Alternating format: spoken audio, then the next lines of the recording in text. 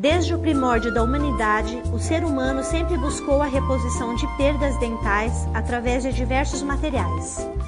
Hoje, sabe-se que a utilização de implantes de dentes feitos com materiais à base de titânio são bem tolerados e faz com que haja uma integração do osso com o material utilizado e assim a implantodontia deixou de ser uma esperança para se tornar uma realidade.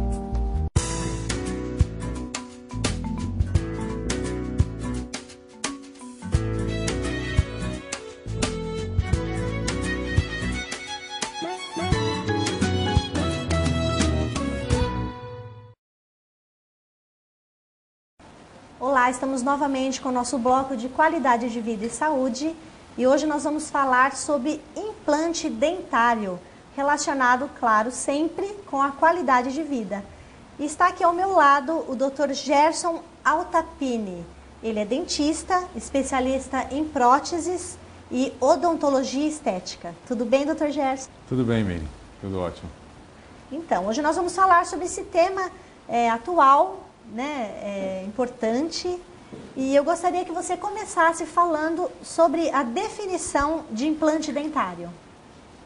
Implante dentário são materiais que são colocados no osso, na boca da pessoa, com relação à base de titânio.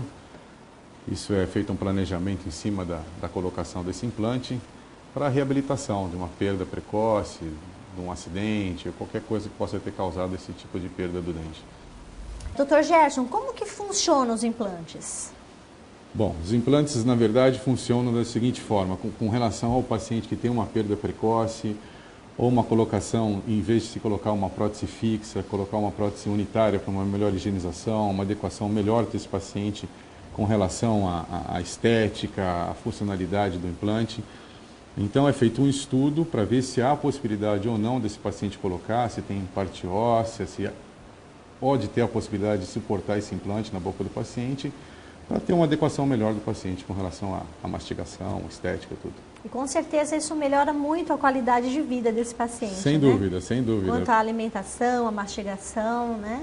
Sem dúvida, porque tem casos que não há possibilidade de se colocar uma prótese fixa, né? Então você tem que usar, no caso, próteses removíveis, ou então dentaduras, e depende muito, às vezes, da própria musculatura do paciente. Essa prótese não tem uma segurança na boca, uma estabilidade, o paciente não consegue, de repente, se alimentar direito, então tem uma perda óssea muito grande. Então o implante veio justamente para substituir essa parte e conseguir dar uma adequação melhor para o paciente, ter uma qualidade de vida melhor e se sentir melhor também, né? Para poder mastigar melhor. Com certeza, acho que essa questão de insegurança acomete todas as pessoas que usam prótese, né? Isso, sem dúvida. Na hora de uma fala, de uma mastigação, essa prótese muitas vezes salta para fora. Poder acontecer. Então... E o implante, bem planejado, você consegue, em muitos casos, fazer esse tipo de adequação do paciente, essa reabilitação do paciente, em casos que um tempo atrás você não conseguiria, teria que só usar mesmo uma prótese removível, então, no caso, uma dentadura, uma prótese total. Sim. E eu gostaria que você falasse um pouquinho quais são as condições necessárias para que um paciente faça um implante. Eu tenho a possibilidade de fazer o implante. Quais essas condições que ele tem que ter? Basicamente, o paciente tem que fazer primeiro ou uma radiografia panorâmica, ou em determinados casos até se pede uma tomografia computadorizada, para se avaliar justamente se o paciente tem primeiro a condição óssea para se colocar o implante, se há uma possibilidade de espessura de osso, de qualidade de osso para se colocar. Gengivas saudáveis, não só na região do osso, mas a boca do paciente tem que estar adequada. Não adianta também colocar esse implante num paciente que tem um problema de gengiva, um problema periodontal. Então a gengiva tem que estar saudável, tem que ter uma adequação geral da boca para poder colocar. Então existe uma série de fatores, de estudos, de planejamentos para esse implante também não ter um insucesso no futuro também. Claro, porque eu acho que se esse estudo for falho, futuramente, esse implante não vai funcionar de forma adequada, futuramente esse implante pode dar problema, e um mau planejamento, às vezes, do profissional, ou até mesmo o paciente não tendo um cuidado para manter esse implante, Não é simplesmente, de repente, colocar um implante e você não higienizar, não manter, como se fosse um dente também, você tem que manter uma higienização boa também no implante. Então tem que ter as condições a parte óssea, a parte muscular, não é só colocar o implante ali. E também, claro, os cuidados, como você disse, de higiene principalmente. Isso, né? sem dúvida. E existe algum problema de rejeição de um implante? E se isso acontecer, o que é necessário fazer? Qual que é o próximo passo, se houver rejeição? Como a gente estava falando, depende muito com relação ao planejamento do tratamento, né, de feito o implante, de como o profissional fez esse planejamento do paciente, com tomografia, radiografias, enfim. E, às vezes, pode haver, no caso de rejeição, de colocar-se o implante logo depois de colocar uma carga em cima dele. Isso é observado mais pelo profissional, pode causar uma rejeição por suporte em cima, antes de estar esse implante cicatrizado. Uma rejeição que hoje é mais difícil ao material, que é o titânio, pode acontecer também, mas é mais raro, entendeu? E é mais adequação mesmo de osso. Às vezes tem paciente que tem pouco osso, faz uma tentativa para se colocar aquele implante, ou então a partir de faz enxerto ósseo, alguma coisa para adequar melhor para poder ter uma colocação do implante. Agora, com relação à rejeição, dependendo do caso, tem que ser feita a retirada do implante. Aí, possivelmente, na retirada, fazer-se, no caso, um enxerto ósseo, alguma coisa, e se não houver possibilidade mesmo, passar para, como antigamente, fazer uma prótese removível, fazer uma prótese fixa. E mesmo assim, esse paciente tem essa condição, por exemplo, houve rejeição, aí foi retirado esse implante, ele tem a condição de ter um novo implante nesse mesmo local? Tem a possibilidade, você pode, no caso, ter um insucesso, feito determinado um enxerto ósseo na região, espera-se cicatrização desse enxerto ósseo, são alguns meses de cicatrização para formar o osso, e aí você consegue ganhar até mais osso, né, de espessura de osso, e aí faz a colocação do implante logo depois. Mas pelo menos uns 6 meses aí para poder mexer novamente. Uhum. E eu gostaria de fazer um parênteses, né, sobre o enxerto ósseo, né, que as pessoas falam, o que é enxerto ósseo, né? Parece que tem utilizações diferentes aí, né, do próprio osso do paciente, tem a parte material sintético. Como que é feito esse enxerto? O enxerto ósseo é um nome assim que você fala enxerto ósseo, até você fala para o paciente fica meio assustado, fala, pô, enxerto ósseo, parece aquela coisa monstruosa, né?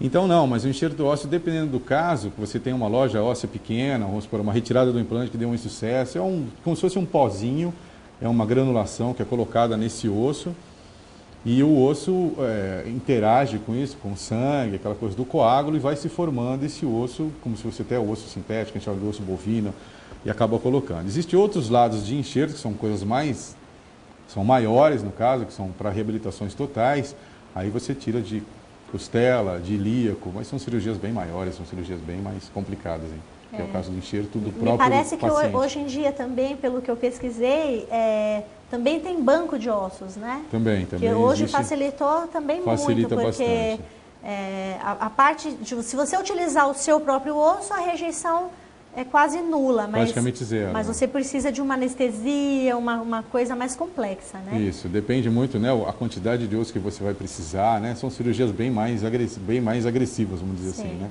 É diferente de uma cirurgia que a gente está falando, vamos supor, de um enxerto ósseo de implante, um unitário, ou até 2 implantes, na verdade, que você usa mais o outro tipo de implante, de enxerto, desculpa, com relação à colocação na região. É bem mais simples do que um enxerto. Hoje se tem usado muito mais ossos do banco de ossos do que sintético, por exemplo. Isso, né? bem mais.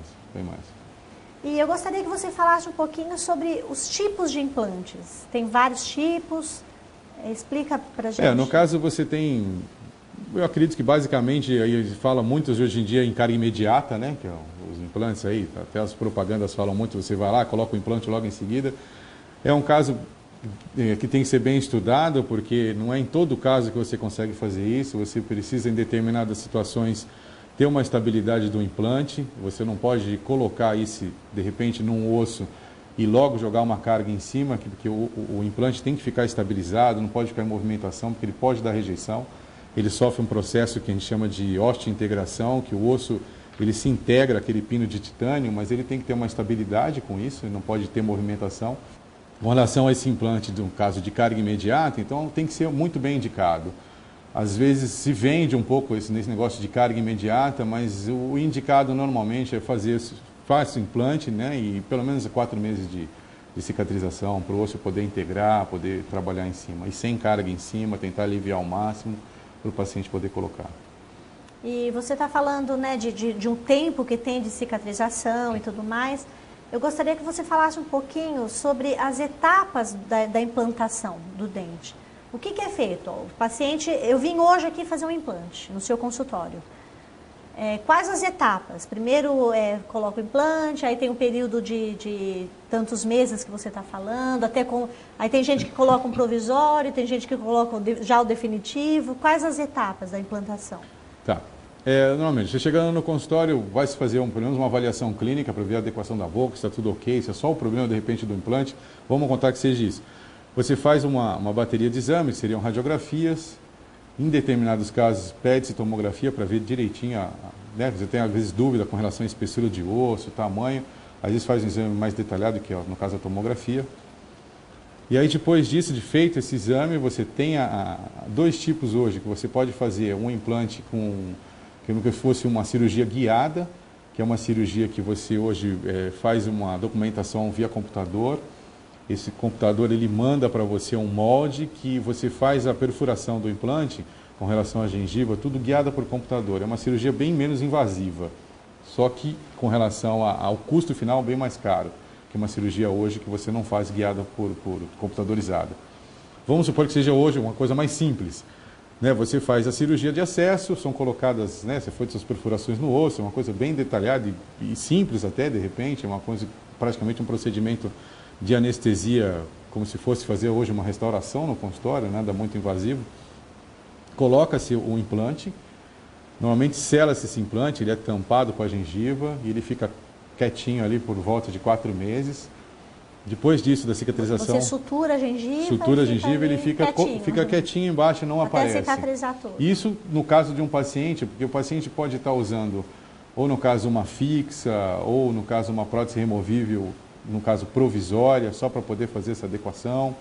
Então é fechada essa gengiva, espera esse período de 4 meses, aí é aberto novamente, coloca-se como se fosse um parafusinho nesse implante que a gente chama de cicatrizador, né? Que é o processo que depois de tirado, o paciente já não sofre mais processo de anestesia, nada. É só um processo mesmo de prótese, vai colocando aos poucos e vai montando um dente em cima daquele implante que já está cicatrizado. Eu gostaria que você falasse um pouquinho mais sobre as vantagens e desvantagens da cirurgia guiada. Tá, no caso da cirurgia guiada, que eu falei com relação às vantagens seria o tempo de cirurgia menor. Ela não é tão invasiva que nem a outra cirurgia, porque você faz praticamente como se fosse uma tampinha só naquela região onde você vai fazer. E, né, a facilidade de você fazer essa cirurgia é bem maior. Os riscos, né, também, de infecções, riscos pós-operatórios. Isso, bem menor porque não é tão invasiva. Sim. Então fica uma adequação melhor também do paciente, né? Ele consegue ter um pós-operatório muito melhor. E as desvantagens, você disse que o custo é mais alto, o custo é mais né? alto, porque você depende de tomografia, nesse caso não tem jeito, tem que fazer tomografia, não dá para fazer por outro tipo de radiografia. Você depende de terceiros com relação a desenvolvimento do software em relação à tomografia, pode dar alguma diferença, e aí pode te dar algum problema com relação na hora da cirurgia. Né? Uhum. E como você disse sobre as etapas da implantação, da cicatrização, nós temos uma boca enorme aqui na nossa mesa e eu gostaria que você mostrasse para os nossos telespectadores essa parte que você falou da implantação, do tempo de cicatrização, né?